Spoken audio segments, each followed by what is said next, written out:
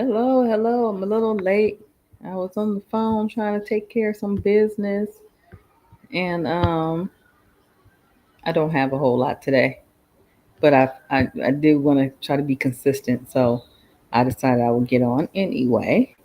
Um, I just finished class, so that's another reason why I'm late. So I finished class, and then I had to take a phone call that ran over.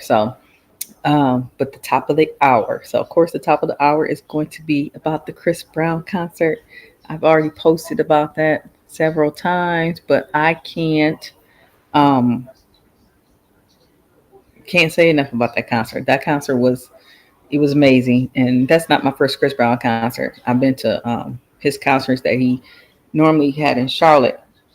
I don't know why he didn't do Charlotte this year, but I knew I didn't want to do Raleigh. Um, it was a few reasons why. Well, the main reason why I didn't do Raleigh is because of the seating and the tickets, and just couldn't find. And I was looking early, and I really couldn't find a seat that seemed to be worth what they were charging in Raleigh. So I said, nope. You know what? Let me go try to find somewhere else. But then after I started hearing about people's issues with traffic and things in Raleigh, I was kind of thinking like, oh, you know what? That's right. I forgot. I've been to a couple of things in Raleigh and the traffic was horrible. I remember we went to um, Cat Williams comedy show, and I mean it wasn't even. I don't even think it was sold out. I don't know. I can't remember. But the traffic for that was even horrible. Like we had to park a ways away from the venue and then walk and all that stuff. So I can just imagine what it was for Chris Brown. That being said, when we went to the one in Birmingham, we thought we were doing a good thing by taking a Uber. Um, so we took an Uber there, which worked fine because we was able to tell the Uber guy, "Hey, stop, let us out." We walked the rest of the way to the concert, got in. We got actually right in because we had field seats. We had gotten to the venue earlier in the day, like about 12 o'clock noon, to pick up our wristbands for the field seat. So people who had field seats was had to go through a different entryway. So when we got back there for the concert, we got right in. Like it wasn't a line, nothing. You just kind of walked through this little scanner thing and everything like that. The one thing I didn't like is because we had field seats, anyone who had a field seat had to use the porta potties. Well, you didn't have to, but the closest restroom was the closest quote unquote restroom was the porta potty, unless you wanted to go all the way up the stadium stairs into the actual stadium to use the bathroom. So that was the only downside to that. But other than that, it was a very good concert. Could have did without the Bryson Tiller and Janae Echo. They performances were very dull. Um, Janae Echo, I don't know what was going on with her mic, but there was seemed to be something going on with her mic, and her voice didn't sound the greatest either. But it just wasn't her performance wasn't all that great. And Bryson Tiller was just I don't know. I never listened to him like that anyway. So Bryson Tiller was just Bryson Tiller. But Chris Brown, he could have just started off the whole show, as far as I'm concerned, because he went for it was a very long concert, but it was definitely worth it, and it definitely kept you entertained, and you didn't realize that you had been watching him for almost 3 hours until it was over. The bad thing about taking the Uber to that concert and it being so many people there, though, is that a lot of people apparently you had the same idea of taking an Uber, and I don't know if this is just Birmingham, and I've never been to Birmingham really before, so I don't know like what the population really is or how big the city really is.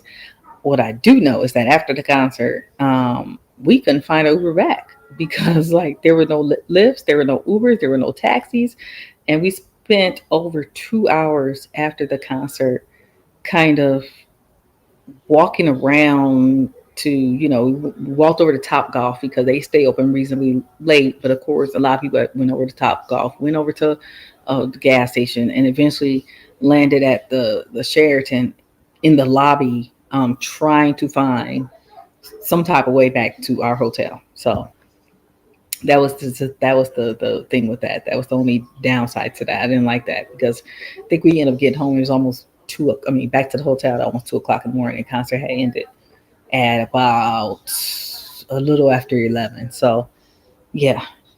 But anyway, I think that's about it.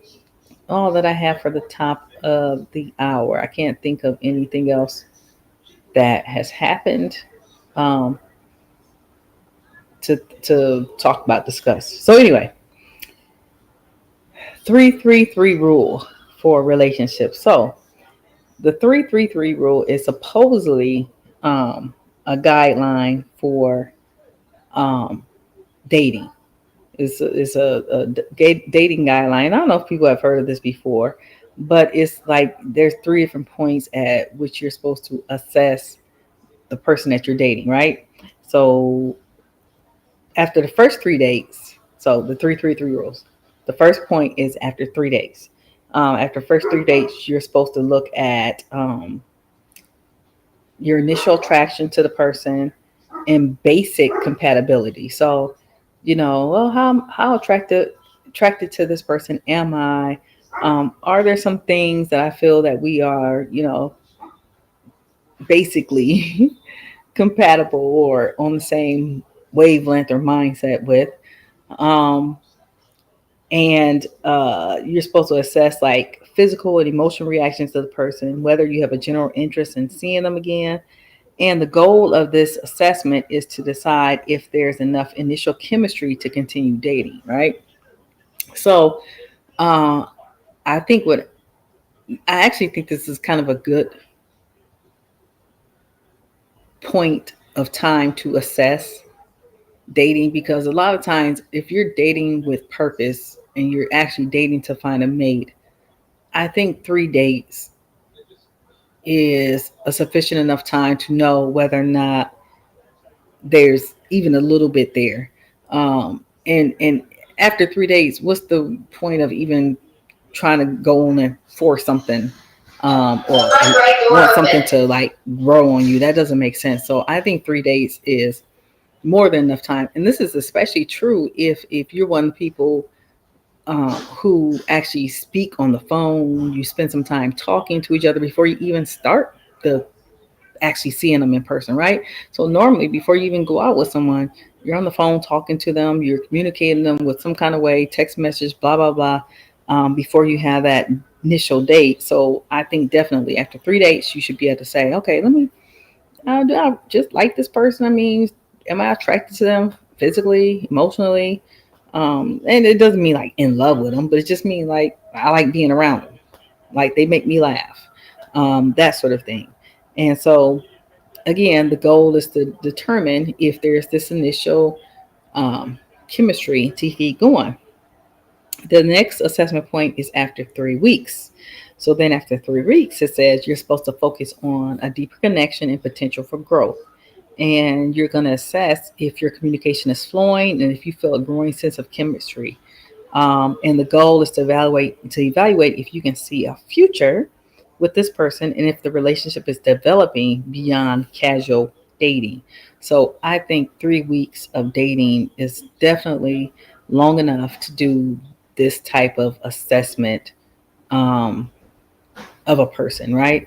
So you do want to see, okay, when we communicate, is the communication flowing? Look for things such as whether or not the person spends a lot of time just talking about themselves, or whether or not they interrupt you when you're talking and start talking about themselves, or whether or not if you come to them with an issue or problem, or you're talking about how your day went or something, check to see if they're making it about them, because there's a lot of people that do that, and that essentially becomes a problem later on in the communication aspect of a relationship, and that can basically sink a relationship. And it can also tell you some things about that person, like, okay, so maybe this person is someone who's going to like a lot of attention, and what does that mean for your relationship? If they seek that type of attention, or if they are so into self, are they going to be able to be there for you emotionally? Or does that mean that they have some type of personality defects with regards to being all of ourselves, think about whether or not that could potentially mean that they're a little self-centered or a little selfish, or that they'll be one of the people they have to have their needs met first. All those things are to be looked at and can be assessed after 3 weeks. I think 3 weeks is an appropriate amount of time to evaluate and see what's going on. If the communication is flowing, if you feel a growing sense of chemistry, and to even discern like whether or not there's some things about the person that's irritating to you. So it's a good time to check that at that 3 months mark. I mean, 3 weeks mark. And then the next assessment point is after 3 months. So 3 months, you're supposed to be looking at relationship clarity and future potential. That's the focus. You're going to assess um, whether or not you have a clear understanding of whether they are on the same page about becoming an official couple, or whether or not they're on the same page about, let's see, marriage goals, things like that. And then the goal is to either make the relationship official or end it if there isn't a shared desire to move forward. Now, this is interesting because what they're saying is that this 3 month period, you should know, especially, and this is for people who, again, are dating for a purpose, right? I mean, I guess people date for all kind of reasons nowadays, but if you're dating and you don't mind wasting your time with random people who have no intention of being there in the long run, or if you're one of the people who are actually dating because you're looking for someone that you can be with long term, then this 3 month assessment mark, I think, is a good thing. And I think that I agree that if at this 3 month mark, this person or you don't feel like you want to be in a official relationship with this person, or this person is saying still that they don't know if they want to be in an official relationship, they're still, want to date around or something, then it's time to just really, why even move forward at this point? I think that signifies a need to say, okay, well, let's go our separate ways, because this is potentially um, not for either of us. And then, leave it at that. And it doesn't have to be anything that's you guys don't like each other or anything. It could be a friendship. I've seen people who have done this and they end up being really good friends at the end of it all, because after all, they spent 3 months talking to each other, or dating each other, and just decided that it wasn't something that they wanted to make official or be in long term, and they end up still being very good friends. So I don't think there's anything wrong with that. Supposedly, the 333 assessment, it helps in a variety of ways, right? So it prevents people being in situationships, or I guess y'all don't say friends with benefits anymore thing, but I don't know. It prevents situationships, right? And it provides you an actual framework for avoiding getting stuck in a perpetual situationship, or in a perpetual undefined relationship with someone. So it helps you to ground yourself and say, okay, this is a boundary that I'm setting, or this is a guardrail that I'm setting, so that I don't look up in a year from now I've been with someone who hasn't told me whether or not they actually want to be with me. It also helps to manage expectations. I think that if you are evaluating and assessing where you're at these various stages, and like, okay, well, at 3 months, we really should have some idea of what we're doing, and this person doesn't, or I don't. I think it does help to manage that expectation of, okay, well, let's go. Let's be done with this. And you don't expect the person to stick around for another 2 months or 3 months without you letting them know where you want to be in a relationship, or vice versa. So I think that's a very good, it is helpful in that way. And then it says it also encourages patience. So it helps people who have a tendency to move too fast, because if you move really fast, that can actually kind of um, make people hesitant to deal with you. So it prevents that.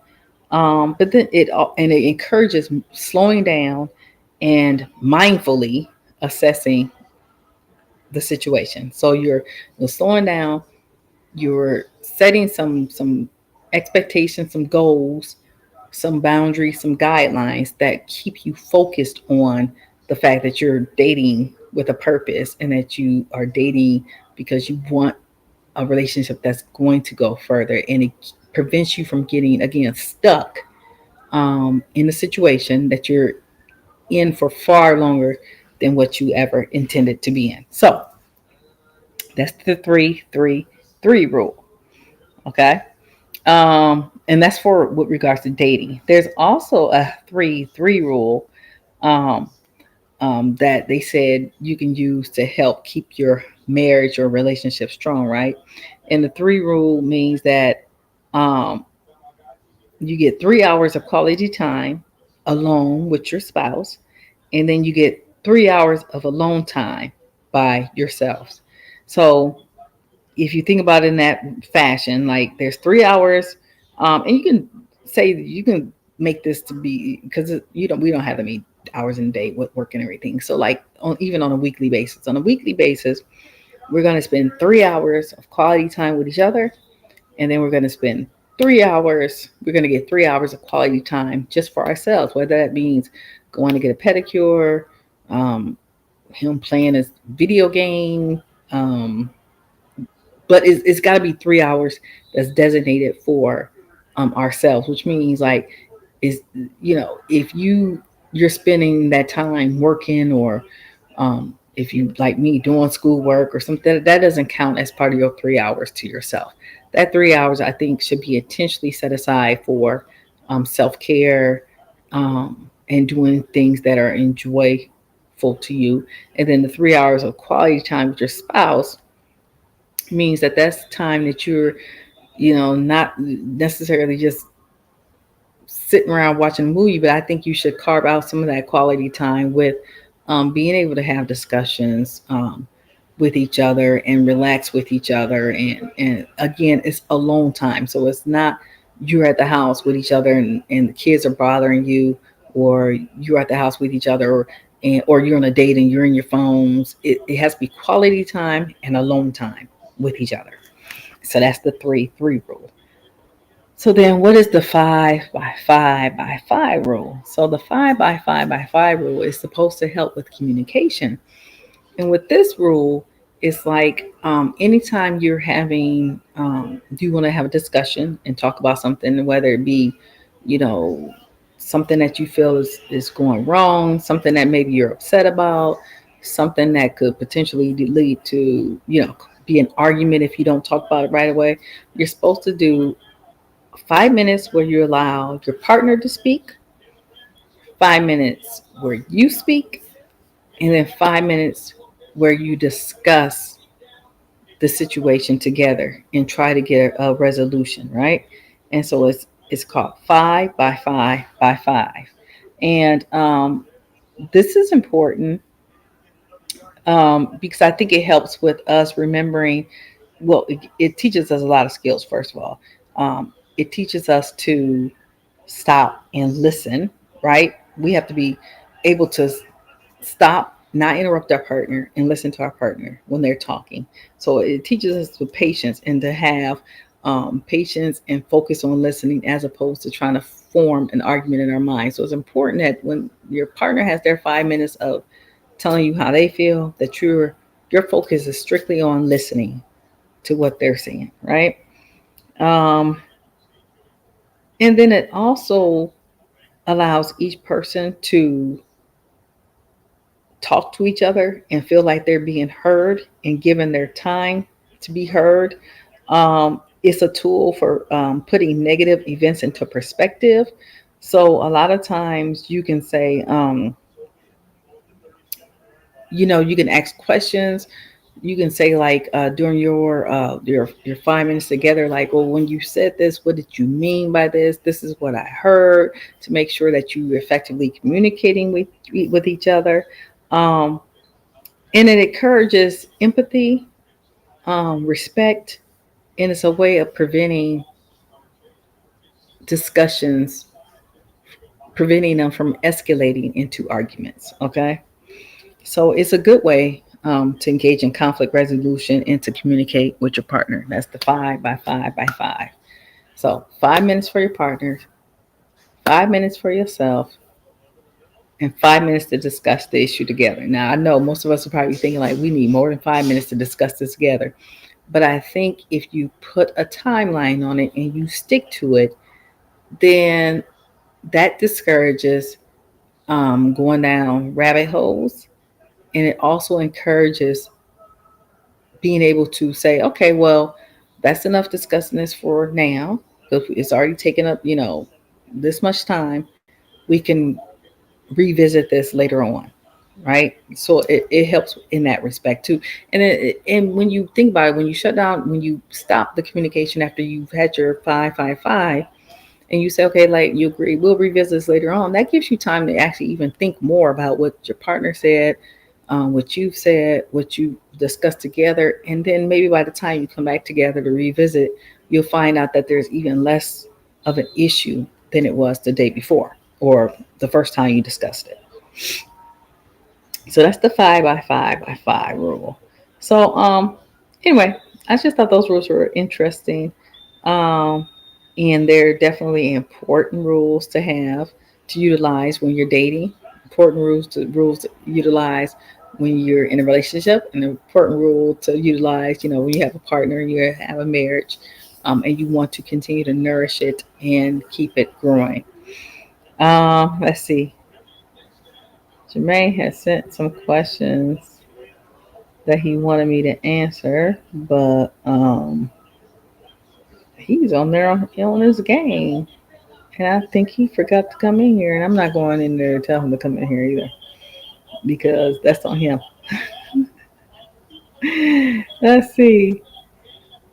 And I'm looking through these questions, and they're kind of questions that I think I would have to answer within his presence.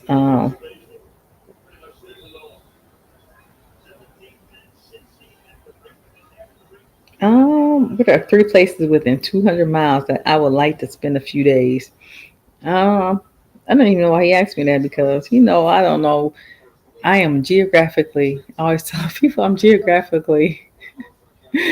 um, I just don't have the. If two. I don't even know what 200 miles is. Like, I'm trying to think what's 200 miles away from me, and I don't know, because that's just not my strong suit. I just don't do that. Uh, There's some things you used to do before we get married. What do I need to do? Uh,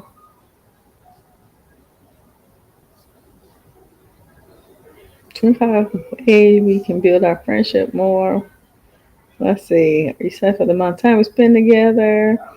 I guess I can answer that. Are you satisfied with the amount of time we spend together? Yeah, I don't know. Most of these questions are stuff that I would have to answer in front of him. And yeah, I would definitely have to do that. But anyway, so that's about all I have for tonight. Um, as you can probably tell, I am tired. It's been a long week with work. I finished one term last week and started another term this week. I'm still at 4 point GPA though, so I still have a 4 point GPA, but it is tiring. And then I'm also working to study so I can take the retake. I don't want to say retake. Well, I'm taking the bar again, and I'm hoping to be able to take it in February. And the reason why I'm taking the bar again is because although I am already licensed in Iowa to practice law, they have started it's a relatively new bar examination that they're giving people. And if you pass this bar examination with a certain score, you can, I don't know, you can apply to be admitted into, several states without having to take the bar again. So basically how, I don't know if people know this, but how it works as a lawyer is that a lot of times you get licensed in the state in which you're going to practice, right? At least when I graduated, that's what was going on. So you had one exam that would take. It wasn't a uniform bar exam like it is now. It was an exam where you got some questions that were considered like multi-state questions or maybe like just general questions, and then you got specific questions about the state in which you were practicing in. And then once you pass that bar, you were licensed to practice in that state only. You're not licensed to practice anywhere else. So basically, you either had to take a bar in each state that you wanted to practice in, or you could practice for so many years as a lawyer and then, but it had to be like full-time consecutive years as a lawyer, and then try to wade into another state, and